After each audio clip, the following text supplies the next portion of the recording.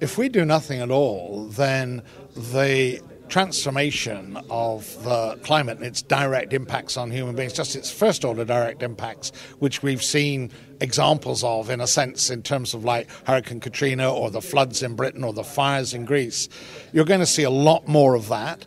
And then you're going to see all the second and third order impacts as these effects come through, as food production drops, for instance, as you may get major events happening like a flip in the stability of the Amazon rainforest, so that you get major transformational things occurring, and which is why you saw the Stern report talking about potentially a loss of 20% of GDP.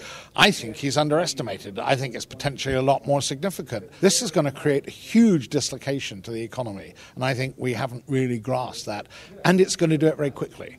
I mean, we've always thought this is a problem for the future. I think it's dimly beginning to dawn on us now. This is a problem we're already living with, the first, as it were, leading edge of, and we don't really want to get into the deep heart. Accepting that man-made greenhouse gas such as CO2 have a major influence on climate change, a low-carbon future was one of the sessions at Offshore Europe.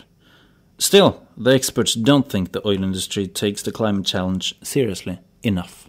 Seriously, but maybe not seriously enough. So I think I think there have been a number of actions by major oil companies, Statoil in Norway, BP, Shell, and so on, and that show that they are taking this issue seriously. They're investing millions of euros. I think the real challenge is to get to scale. We have a need for hundreds of millions, billions of euros in investment, and we're starting to see that seriousness that is commensurate with the scale of the challenge. But I think for the moment we're not there yet. No.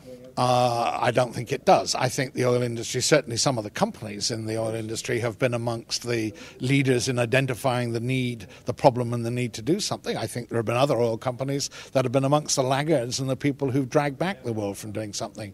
But even the best businesses have not yet really begun to understand how climate change will completely alter the landscape of risk and opportunity inside the timeframes that they're already thinking about and making investments.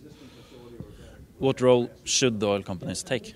Well, the first thing they should do is to build the capacity to think properly about these issues, and then they've got to become increasingly policy makers, not policy takers. Essentially, the oil industry, for all its size and magnitude on a public policy issue like climate change, is much more of a policy taker than a policy maker. It needs to build the capacity so that it's got a credible story to tell. It needs to be able to make its actions consistent with the story it's got to tell, and it needs to engage with government and civil society in building a sort of, if you like, a framework for action on climate change that's a lot more rapid and a lot more urgent and working to a much bigger scale than anything we're currently doing.